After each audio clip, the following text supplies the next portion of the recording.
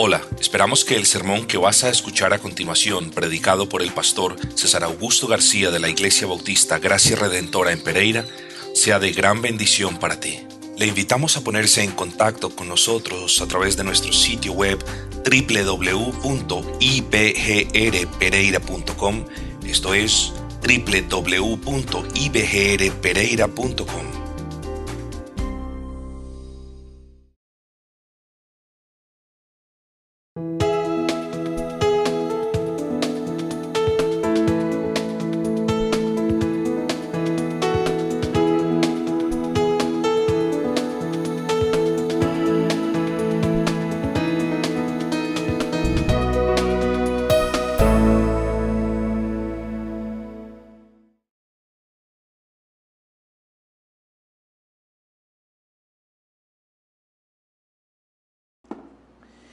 Vamos a la palabra de nuestro buen Señor y Salvador en la mañana de hoy, y para ello les pido que abran sus Biblias en la primera carta del apóstol Pablo a los Corintios, capítulo número 12, versículo número 27, primera de Corintios 12, 27. Vosotros pues sois el cuerpo de Cristo y miembros cada uno en particular. Ciertamente la semana pasada, mis queridos amigos y hermanos, contemplamos, al menos por unos minutos, la unidad del cuerpo de Cristo. Cuando estaba viendo el video, pues lo suelo ver, me di cuenta de que había hecho gran énfasis de nuevo en la parte de los dones, en la que dije alguna vez no haré tanto énfasis, pero terminé haciendo bastante énfasis en estas cuestiones. Doy gracias al Señor de que al menos esto haya quedado sentado. Hablamos también de la unidad. Si ustedes bien recuerdan, el primer sermón fue la unidad por encima de la individualidad, y el segundo tenía que ser en el mismo tenor. Lo titulamos la unidad del cuerpo. Versículo 27 nos deja en claro que el apóstol Pablo está haciendo una analogía, está tomando una figura para representar una idea. Dice, vosotros pues, ¿a quién le está hablando? A la iglesia en la ciudad de Corinto. Vosotros pues sois el cuerpo de Cristo y miembros cada uno en particular. Miembros cada uno en particular. Nosotros tenemos miembros en nuestro cuerpo, y las funciones que se llevan a cabo o que unos miembros de nuestro cuerpo llevan a cabo no son las mismas que otras.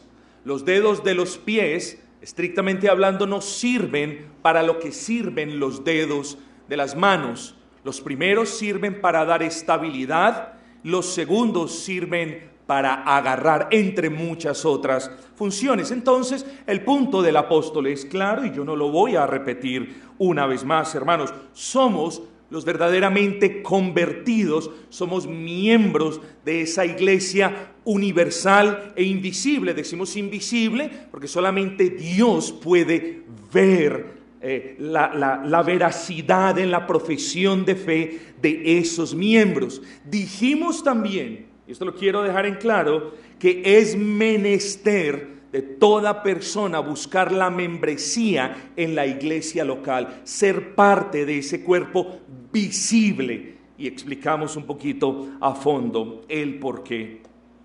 Pero llegamos, hermanos, a este punto una vez más porque es necesario transitar entre los capítulos 13 y 14.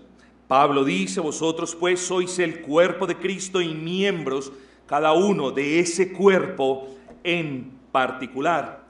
Cuando Pablo dice a continuación, y aún nos puso en la iglesia primeramente apóstoles, no debemos interpretar este versículo como Pablo está diciendo que en cada iglesia tenía que haber apóstoles.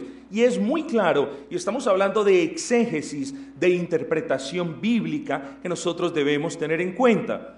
Pero esto es una violación, el creer que Pablo está diciendo, queridos hermanos, que cada iglesia debe tener su apóstol, es una violación. Como lo decimos muy a menudo, es un travesti exegético, porque apóstoles solamente hubo pocos, hubo 12 en particular, mermaron a 11, fue reemplazado, murió uno, fue reemplazado por Pablo, y muchos creemos que solamente el número fue 12. Cuando ese número comenzó a mermar, debido a las muertes que sufrieron ellos, ese número no volvió a ser reemplazado. Ese número fue mantenido en ese proceso, en esa etapa revelacional, en esa etapa donde el canon, donde la escritura aún estaba siendo completada. Entonces eso nos debe quedar en claro. Pablo no está diciendo, y en todas las iglesias a uno puso apóstoles y a otros profetas. No, eso es llegar a este versículo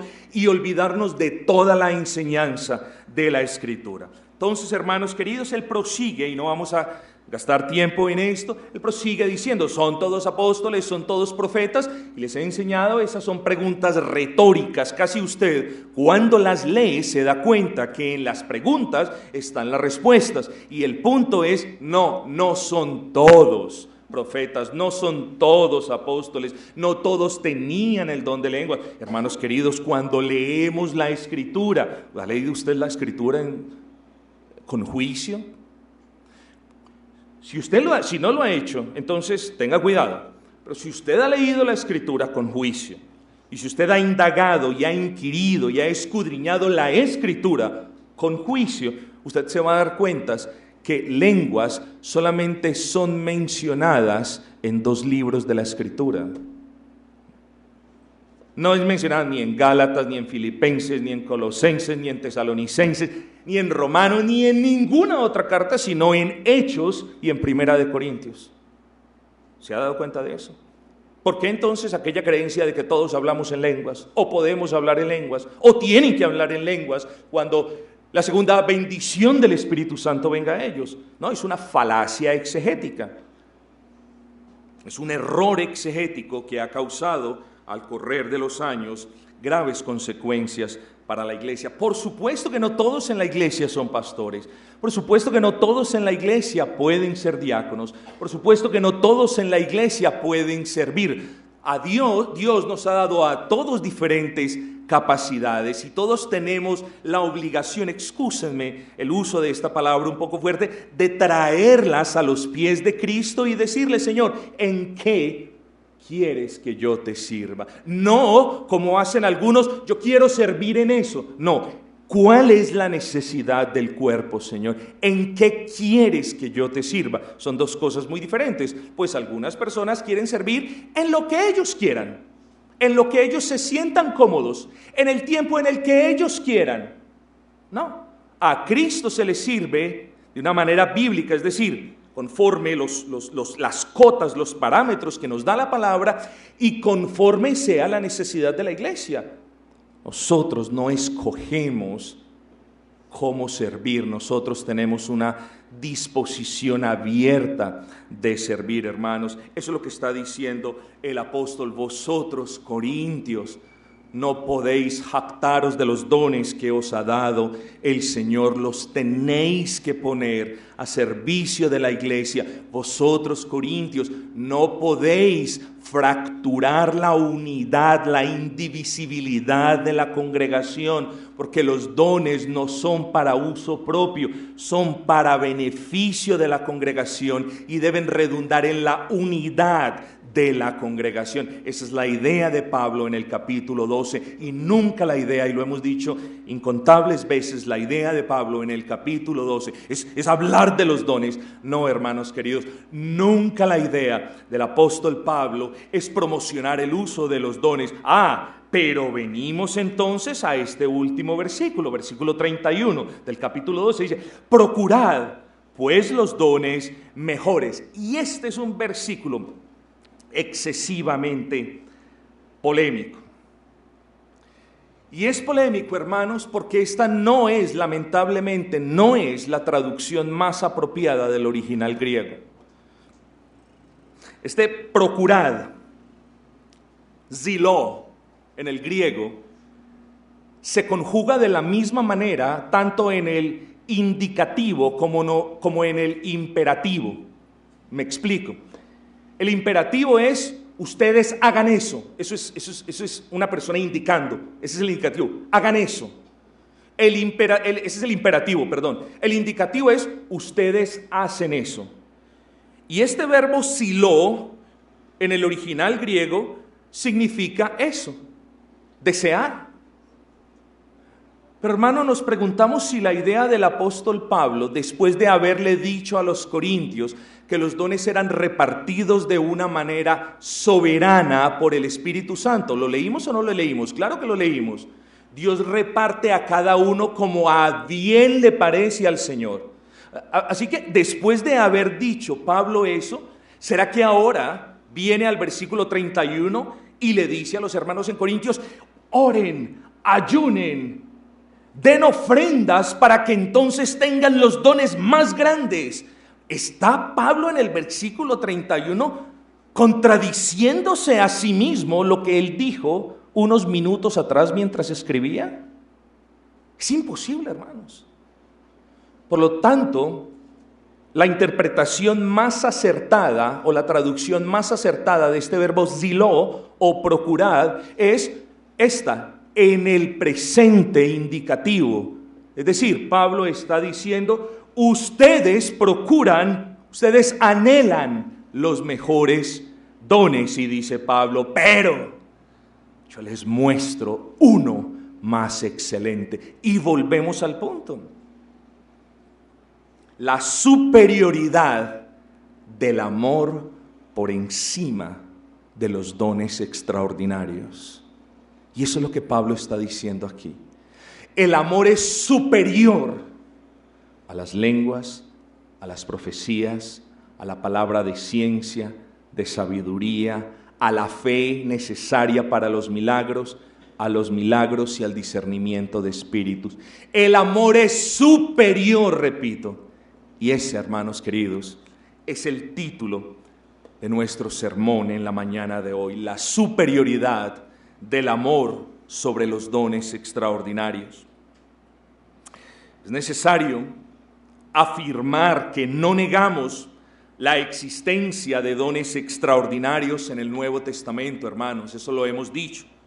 Por el contrario, afirmamos vehementemente que en el Nuevo Testamento existen o se manifiestan los dones extraordinarios, y lo afirmamos porque es evidente que eso es lo que dice la Escritura. Lo que sucede entonces, queridos hermanos, no es que nosotros neguemos al Espíritu Santo, y de paso sea dicho, porque si negamos al Espíritu Santo, negamos a Dios, y si negamos a Dios, pues apague la luz y vámonos, porque no hay nada. Nosotros no negamos a la tercera persona de la Trinidad, porque si negásemos el poder de la tercera persona de la Trinidad, negásemos la posibilidad de que un corazón de piedra fuese convertido en un corazón de carne. Y es el Espíritu Santo quien regenera. Es el Espíritu Santo quien nos hace de nuevo, quien prepara ese corazón para luego vertir la gracia del Señor. Así que no es que nosotros neguemos al Espíritu Santo, ni tampoco negamos que el Espíritu Santo concedió dones extraordinarios. Lo que sucede es que la postura bíblica al respecto de estos dones extraordinarios es contraria, nuestra postura bíblica es contraria a aquella de la iglesia carismática. Eso lo quiero dejar en claro. ¿En qué sentido? En el sentido de que la iglesia carismática yerra definiendo los dones como interpretando la Escritura. Por ejemplo, el movimiento carismático yerra definiendo lenguas. Claro que sí, yerra grandemente porque las ha redefinido. Y no quiero entrar aquí, hermanos, pero de eso ya hemos hablado por horas.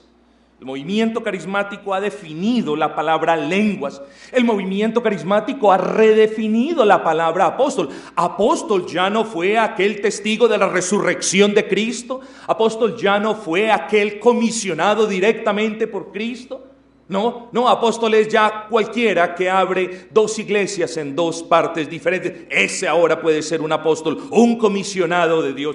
Ese es el título, esa es la definición que muchos le han dado.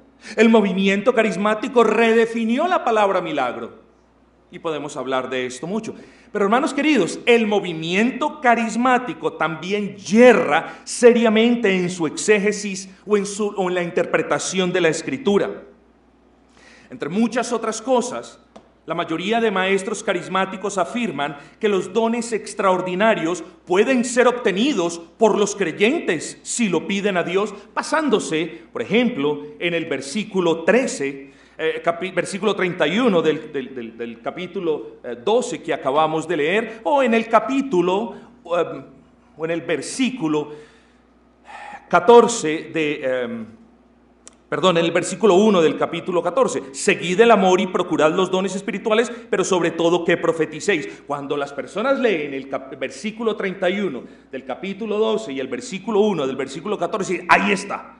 Pablo está diciéndole a la iglesia que procuren, que se esfuercen, que hagan algo por obtenerlos. Y entonces entramos en aquel terreno peligroso en el que muchos están y ya no pueden salir. ¿Cuál es ese terreno peligroso? De que usted tiene que hacer algo para que Dios haga algo en retorno. Unos llaman al ayuno, unos llaman a la vigilia, otros llaman a un poquito de esto. Usted tiene que hacer para que Dios haga. No, ese no es el Dios de la Biblia. El Dios de la Biblia es un Dios soberano y a cada quien le da lo que Dios quiere. Hermanos queridos, hemos entonces hablado un poquito de este verbo zilo, de cómo es o significa lo mismo en el presente indicativo o también, hermano, en el presente, un poquito perdido aquí, me excusan, hermanos, de cómo este verbo zilo tiene la misma, tiene una connotación negativa para comenzar, pero significa lo mismo, hermanos queridos, en el presente indicativo y en el presente imperativo. Entonces aquí es donde nuestra capacidad de interpretar la Biblia es puesta a prueba. ¿Qué querrá decir Pablo? Y volvemos a la pregunta. ¿Pablo se está saliendo de la enseñanza que nos acaba de decir? ¿O la interpretación o el verbo nos permite interpretarlo de esta manera para que fluya con la enseñanza? La regla bíblica es, si el verbo nos permite interpretarlo, si hay dos maneras de interpretar el verbo y el verbo nos permite interpretarlo de una manera para que la escritura continúe su flujo normal de enseñanza, entonces la regla dice, esa es la correcta interpretación. ¿Por qué? Porque la escritura no se contradice y la suma de las partes de ella es verdad. Entonces, hermanos, en estas palabras, ustedes anhelan los dones mejores, pero dice el apóstol Pablo, pero yo les muestro un camino aún más excelente. Y aquí, hermanos, evidentemente Pablo está preparando el corazón de los hermanos en la ciudad de Corinto para decirles dos cosas puntuales. Una de ellas la vamos a ver hoy y la otra la próxima semana. Y esas dos cosas, mis hermanos, son las siguientes. Pablo les quiere enseñar la inferioridad de los dones extraordinarios con respecto al amor y la temporalidad de los dones extraordinarios frente al amor.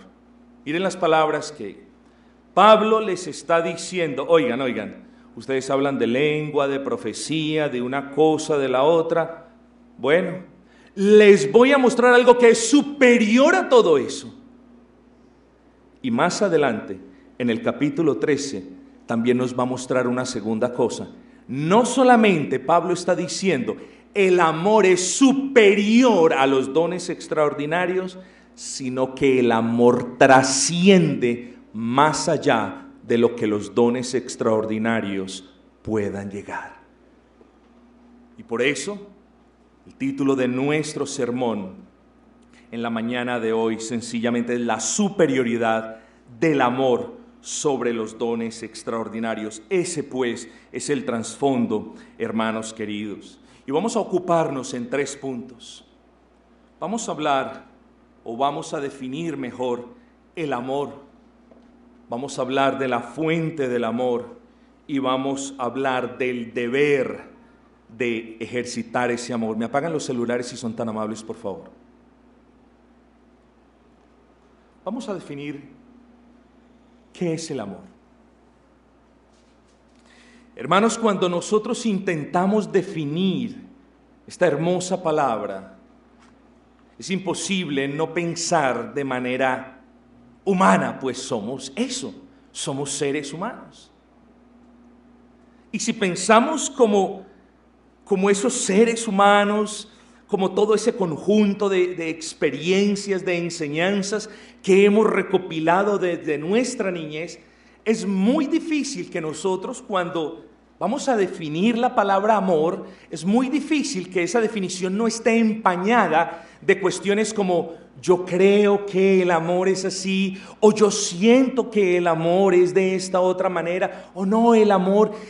Y usualmente definiendo el amor hay mucho romanticismo, hay mucho subjetivismo, hay poco carácter objetivo a la manera o al momento de definir la palabra amor, y es esencial que el pueblo del Señor sepa definir esta palabra. Existe una segunda palabra, y es el amor en un sentido muy general. Y ahí es donde el original griego habla o nos dice que la mejor manera de expresar ese amor en un sentido general es por medio de la palabra filia. Por eso hablamos de amor filial. Es un amor muy general. Muchos de nosotros utilizamos este amor filia de una manera con los hermanos, con los compañeros de trabajo, con las personas que apreciamos, con la familia misma. Pero aún para la familia misma hay una palabra que denota ese amor entre miembros de una familia y se llama storge. Perdonen que les esté hablando de hoy de muchas palabras griegas, pero solamente les pido que diferenciemos. Tenemos eros, que es ese amor lleno de pasiones, de atracciones, de sensualidad, que es un amor a bajo nivel, no un amor impuro. Cuando hablamos en una unión matrimonial, totalmente es lícito, pero es un amor a bajo nivel.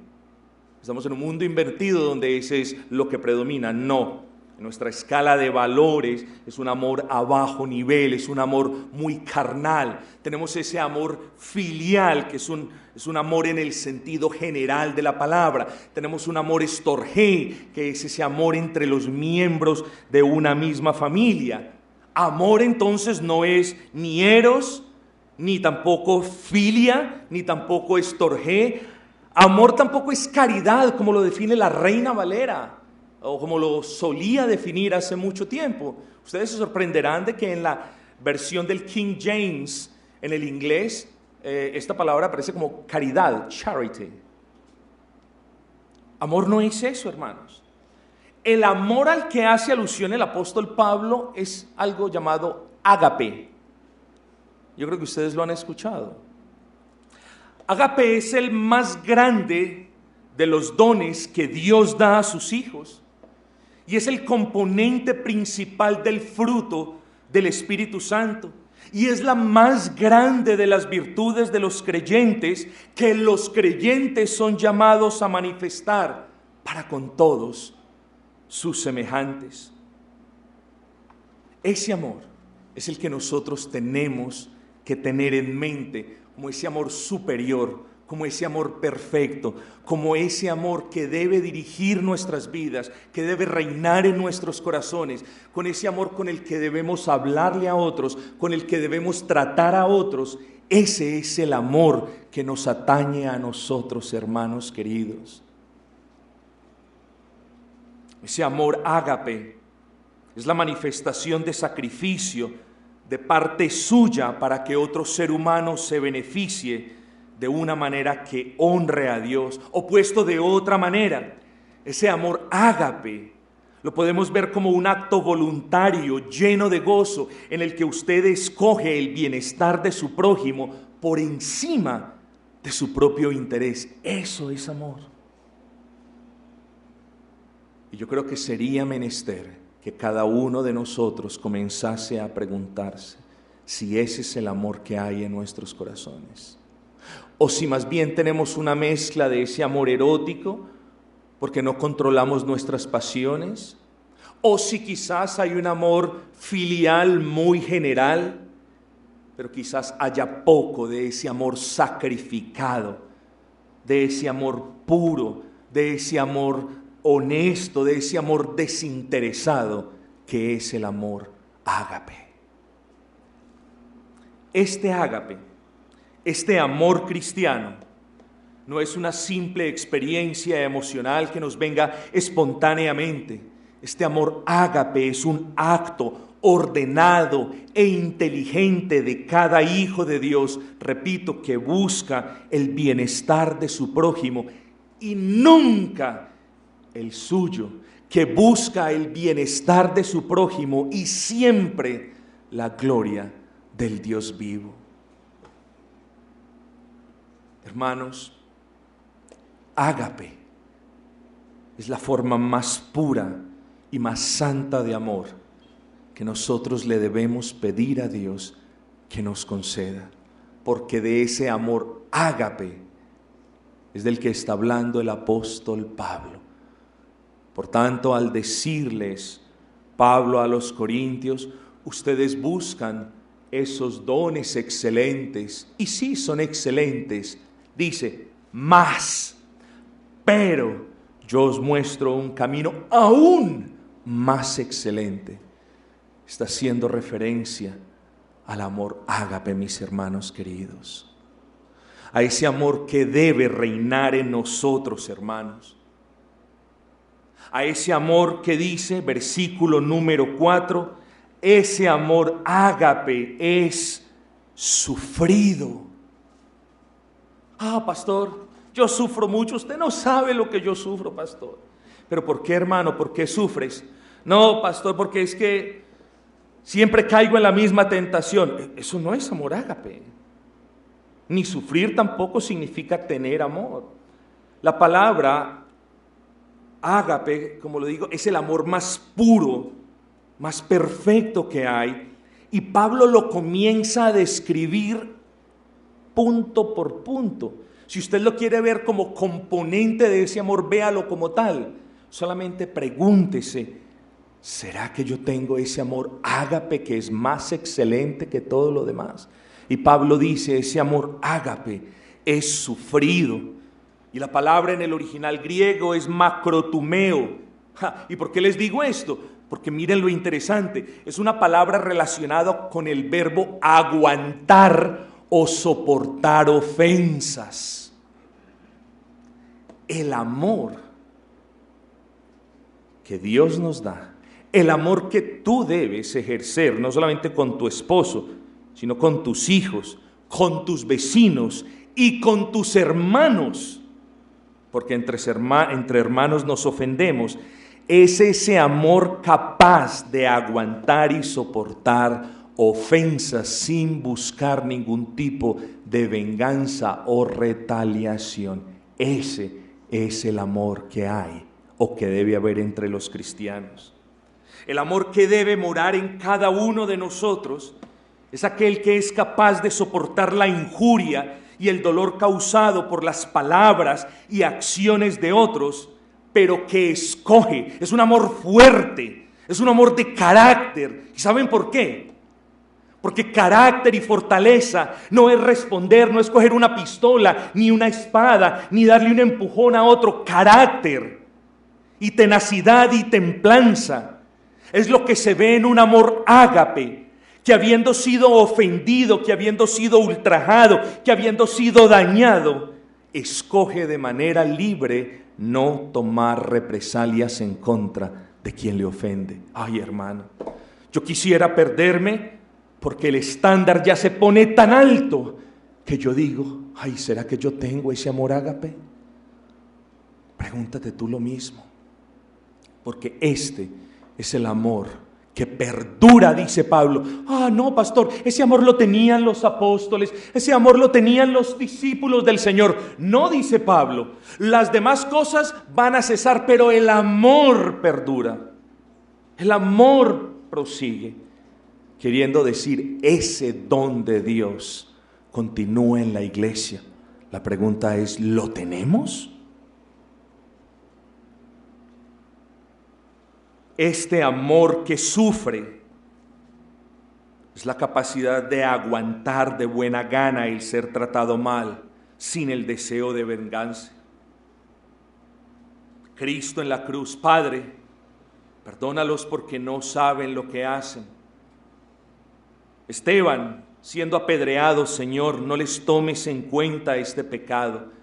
No hubo en ninguno de ellos dos deseos de venganza.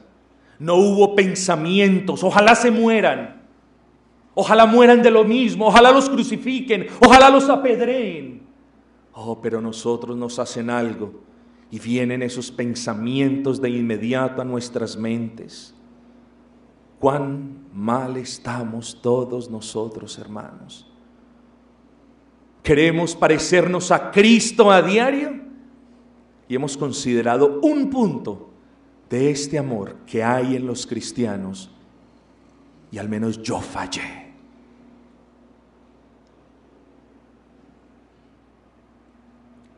Segunda parte del versículo 4 dice: ese amor que es superior a los dones extraordinarios, dice, es benigno. Ay, hermanos, y cuando nosotros entonces no escudriñamos un poquito la palabra, decimos: no, yo soy bueno, porque yo amo a mi familia y a los vecinos, yo siempre busco hacer cositas buenas. Y está bien si usted siempre busca hacer cositas buenas. Fíjese lo interesante. Lo interesante de esta palabra benigno en el original griego es que esta palabra es una palabra no tanto relacionada con hacer lo que es bueno, sino con el ser útil y servir. Ahí está.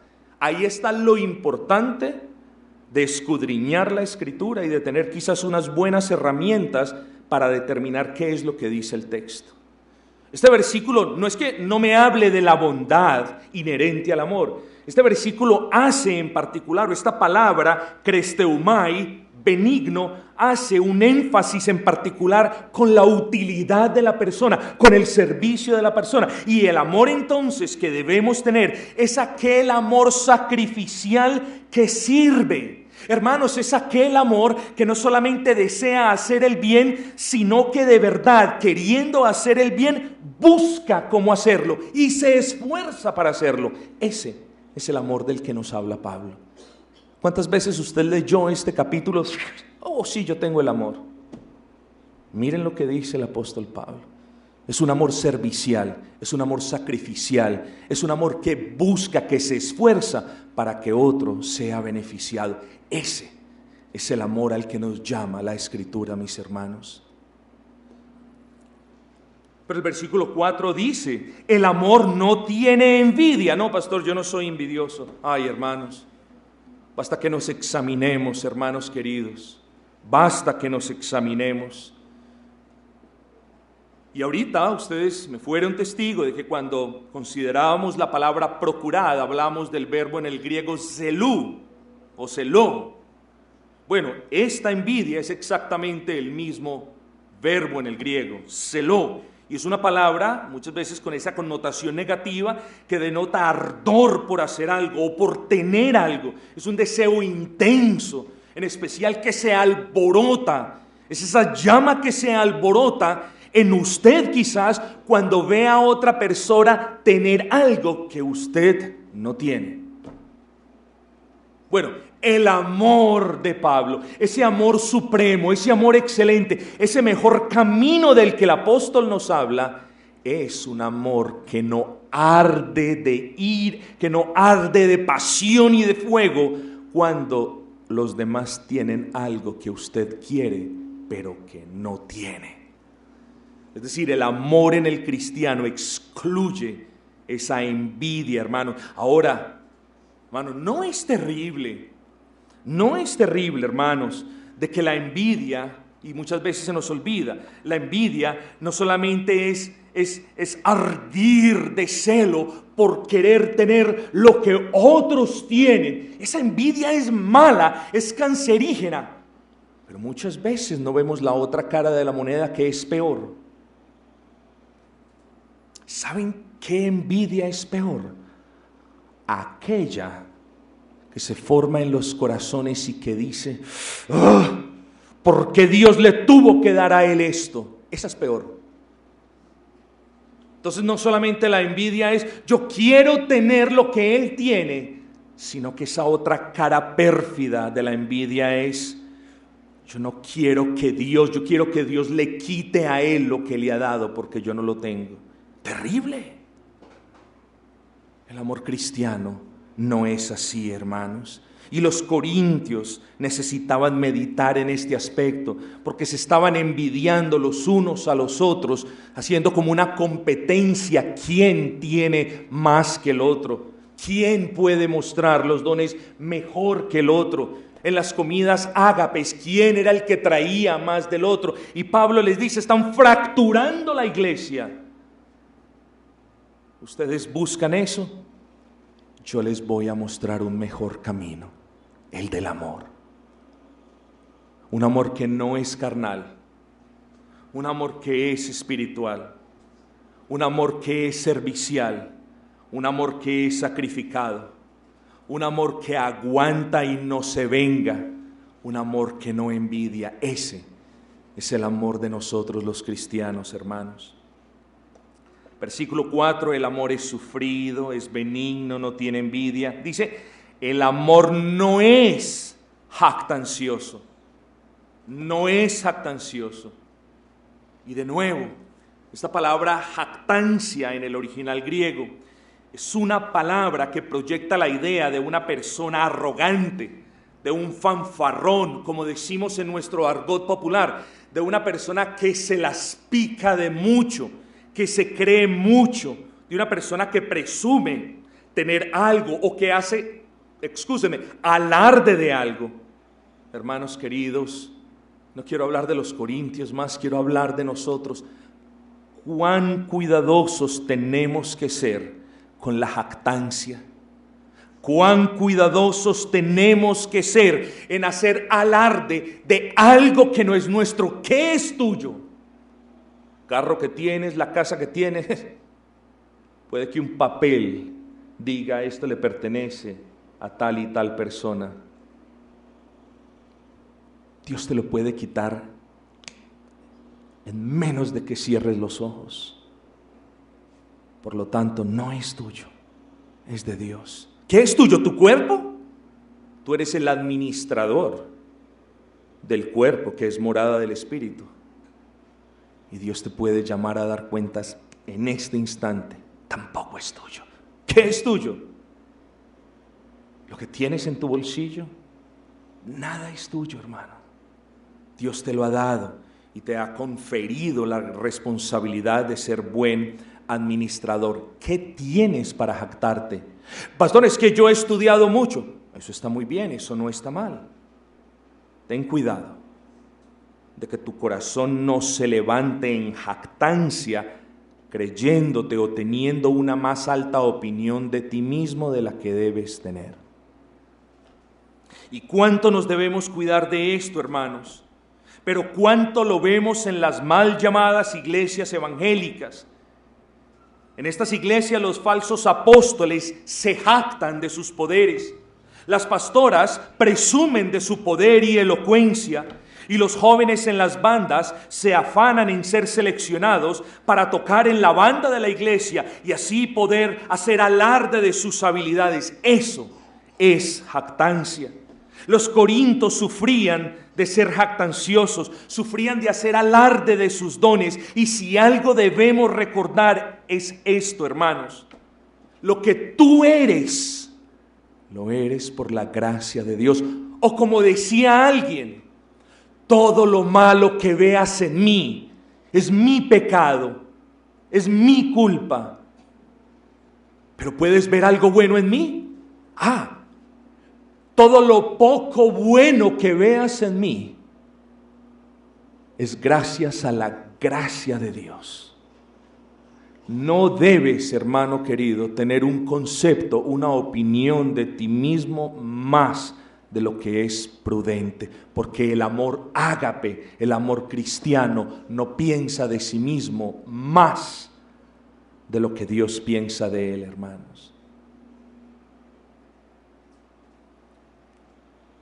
Dice, El amor no se envanece. Esa es una palabra muy hermosa, muy curiosa me pareció. La palabra en el griego es fusio y hace alusión al inflamiento de algo, al soplo, al inflamiento de algo. Una buena idea es aquella arte de soplar en el vidrio y de darle vueltas para que se infle. Una buena idea es un globo.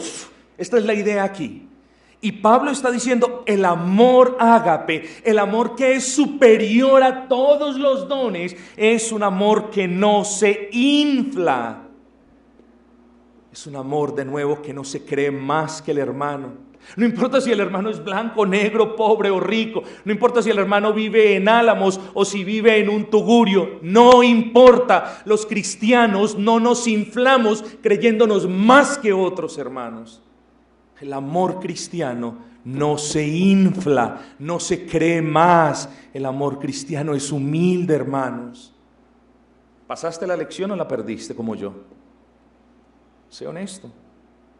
Sé honesto, porque la vara, el estándar de Dios, no está aquí bajito para que lo saltemos y digamos, lo logré, tengo el amor ágape. La vara está alta para que todos los días miremos nuestra incapacidad y le pidamos al Señor que nos dé más de su gracia, porque ese es el amor que nosotros debemos manifestarnos entre nosotros y al mundo, hermanos. Versículo 5. El amor no hace nada indebido. No, pastor, yo no hago nada indebido, usted viera. Volvemos al punto. Es que la palabra en el griego dice cosas tremendas y muy por encima de hacer algo apropiado o inapropiado. La palabra aquí en el versículo 5, en la primera parte, es una palabra que nos da la idea de algo rudo, de algo grosero, de algo vulgar. Hermano querido, el amor cristiano no es vulgar, es puro. ¿Quiénes de ustedes dicen vulgaridades? ¿Quiénes de ustedes, excúsenme la expresión, mientan la madre? ¿Quiénes de ustedes todavía dicen cosas rudas entre sus compañeros de trabajo? ¿Quiénes de ustedes están imitando al apóstol Pedro, que empezó a decir vulgaridades y groserías, queriéndose desligar de su Señor? ¿Quiénes son? El amor cristiano no es un amor grosero, no es un amor que dice groserías, no es un amor vulgar. Hermanos queridos, yo quiero hablar de esto aunque sea un poco. Y existe el mal concepto de que aún entre los miembros del matrimonio, es decir, entre el varón y la mujer, existe el mal concepto de que como ya están casados, ellos pueden hacer en sus relaciones íntimas lo que les venga en gana. No, señor. El amor no es vulgar. El amor no es cochino. El amor es puro, hermanos. Y esta palabra, el amor no hace lo indebido, hace referencia a cosas groseras, a cosas vulgares, a cosas inventadas por el hombre que van en contra de la naturaleza y de la conciencia de las personas que han sido redimidas por la sangre del Cordero. Qué inconsistente es aquel cristiano que hace, dice o piensa cosas inapropiadas o vulgaridades a su prójimo, al tiempo que afirma haber sido amado con aquel amor limpio que emana del corazón de Dios. Qué gran inconsistencia, hermano. Yo fui amado por Dios. ¿Cómo es el amor de Dios? Es puro, es hermoso, es santo, es limpio. ¿Y cómo amas tú a tu esposa? Ah, no, pastor, no le puedo decir. Eso es grosero y eso es vulgar, hermanos. ¿Cómo has sido amado por Dios? Yo he sido amado por Dios con ese amor puro. ¿Cómo tú amas a los demás? No, de vez en cuando me sacan la rabia y les digo vulgaridades. Eso es inconsistencia, hermanos. El amor es un amor puro, hermanos queridos. Dice, el amor no busca lo suyo, es decir, el amor no es egoísta. Y no quiero, porque ya se nos acabó el tiempo, hermano, es este amor que nos debemos manifestar los unos a los otros, es aquel que se puede palpar Cuando un hermano hace un sacrificio que busca la gloria de Dios y el beneficio de otro hermano, siempre estamos buscando, yo voy a ayudar al hermano, pero tengo que mirar cómo yo también me beneficio. Es como si estuviéramos haciendo un negocio. No, el amor cristiano no es así. Cuando en verdad amamos y hacemos lo que sea que haga falta de manera desinteresada, sin esperar retribución a cambio. Si esperas algo a cambio, estás haciendo un negocio, una transacción. Ama. El que ama no espera absolutamente nada en retorno. Y así debe ser nuestro amor, hermanos. Ese es el amor excelente. Ese es el camino más hermoso aún del que nos habla el apóstol Pablo. Muy rápido dice, el amor no se irrita. Ah, pastor, usted hay veces se pone molesto porque los hermanos de la grabación, no, irritarse no significa no ponerse molesto. El irritamiento no excluye el enojo, mis hermanos. El irritamiento hace referencia a la palabra explosión. El irritamiento hace referencia a prenderse como un fósforo en un instante con una fricción. A eso hace alusión el irritamiento, hermanos. ¿Cómo debe ser nuestro amor? Pues, hermanos, todo lo contrario. En vez de ser irritable, debe ser apacible. En vez de ser ese combustible, debe ser ese bálsamo que calme, hermanos. Y solamente nosotros podemos amar sin irritación cuando nosotros miramos nuestras vidas en las manos de un Dios santo y de cómo Él nos trata, hermanos.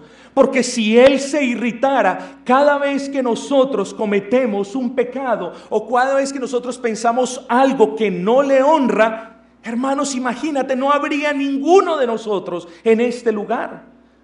Entonces, antes de explotar de ira a Dios con nosotros, ten cuidado.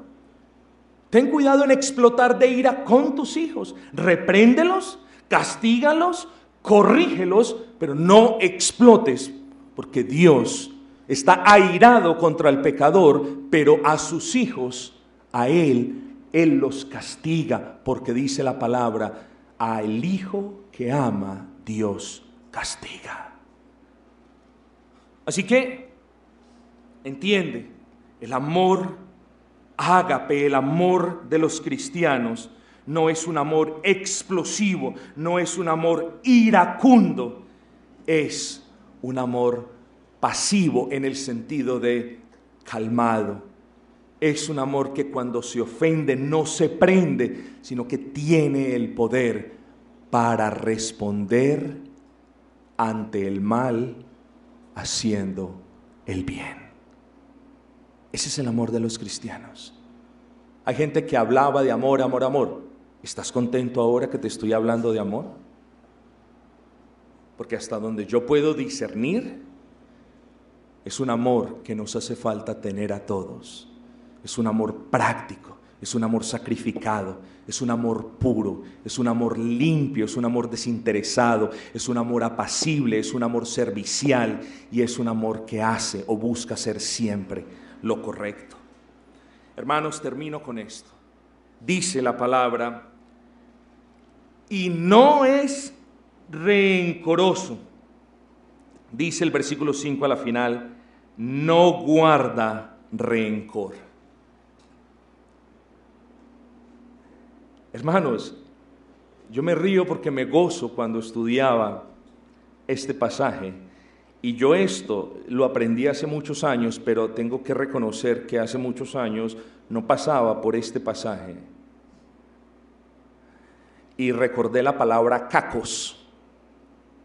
Esa palabra sí me recordé bien. Kakos. Kakos es la palabra en el original griego que denota rencor. Por eso los traductores lo tradujeron de esa manera. El amor, no, versículo 5 al final, no guarda rencor. Lo interesante de esta palabra kakos es que es un término contable. Sí, es como un término contable.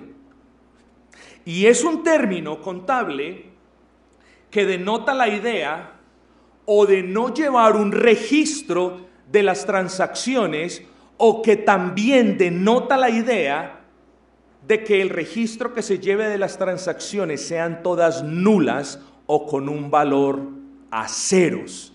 Entonces, de una manera, si no se lleva el registro de las transacciones, bien, y de otra manera, si se lleva el registro, pero todas las transacciones son nulas, también. Hermanos, y cuando el apóstol nos dice que el amor no guarda rencor, nos quiere decir lo siguiente: el verdadero amor ágape, esposos, esposas, amigos, amigas, todos los que están acá, el verdadero amor ágape es aquel que no lleva un librito de cuentas escondido para anotar cada vez que lo ofenden. Esa es la idea de el amor no guarda rencor. El amor verdadero no es rencoroso. El amor cristiano no es rencoroso.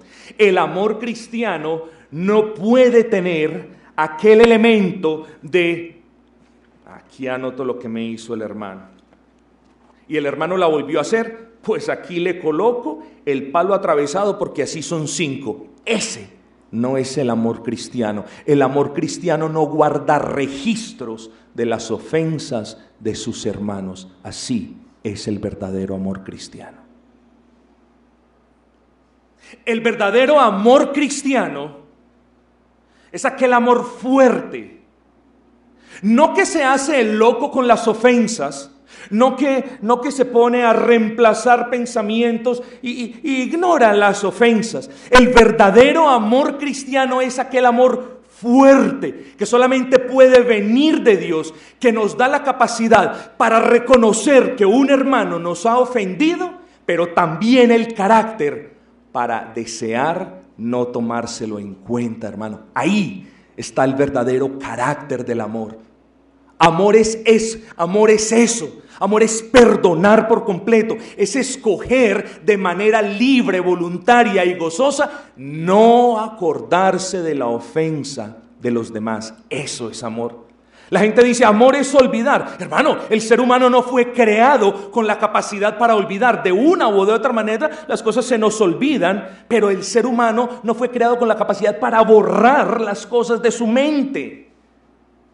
Pero sí fuimos creados con la capacidad de que cuando nos acordemos de las ofensas que otros nos hacen, nosotros no podamos movernos de donde estamos y más bien escojamos decir: lo perdono y no me voy a acordar de eso. De manera voluntaria no me voy a acordar de eso. Ahí sabes tú cuando perdonaste. Y Pablo dice: el amor ágape no guarda rencor. El amor no está tomando notas, ¿cierto?, de aquella persona que de la noche a la mañana aparentemente ¡puf!, explota. ¿Pero por qué explotaste? Y empieza y saca el libro de cuentas: y usted me hizo esto aquel día, y usted me hizo esto aquel otro, y usted me dijo esto, por tanto ya se me llenó la copa. No, así no hablan, no reaccionan los cristianos, hermanos.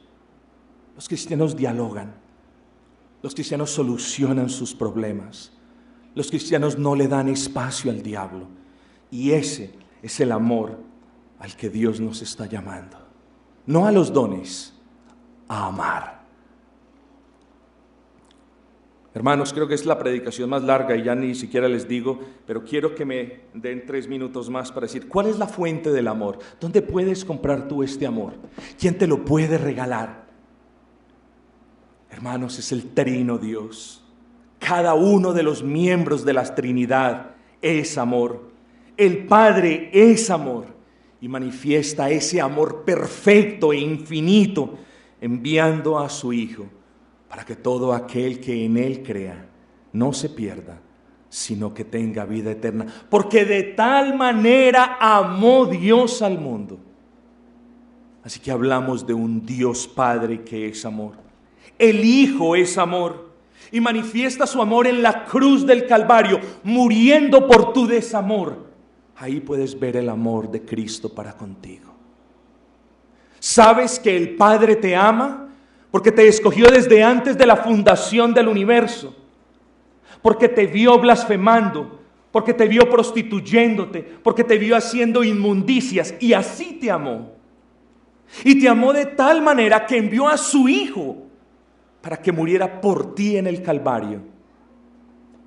Y el Espíritu Santo es amor, como bien nos dice Romanos 5:5, porque el amor de Dios ha sido derramado en vuestros corazones, dice, por medio del Espíritu. Y la única conclusión es que el Espíritu es amor.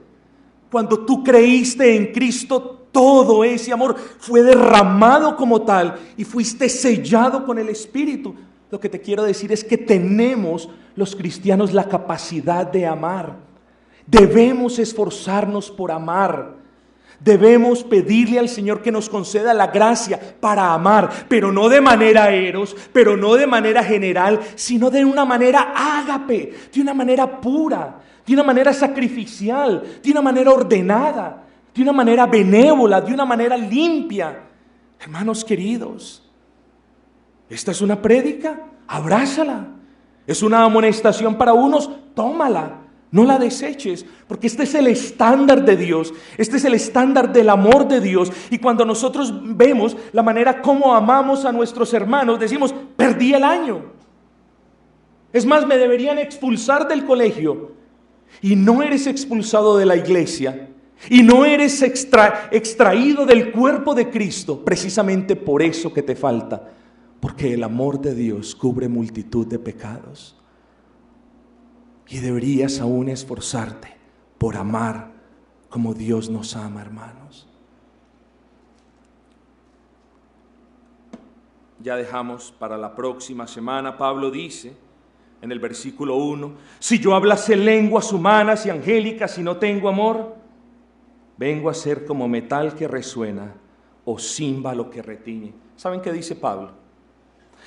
Si yo hablase todos los idiomas de la tierra, y miren la figura hiperbólica en el habla. Si yo hablase chino, mandarín, español, latín, griego, si yo hablase todos y cada uno de los idiomas de la tierra y llegase hasta el punto de que hablase los lenguajes que se hablan en los cielos y no tengo amor, ¿qué dice Pablo? No sirvo para nada. Porque ¿para qué sirve un metal que resuena sin timbre, armonioso, o un címbalo, un platillo que retiñe y es estridente? ¿Para qué sirve? Yo no lo quiero escuchar. Tú puedes tener lo que tengas, puedes ser quien seas, y si no tienes amor, no eres nadie.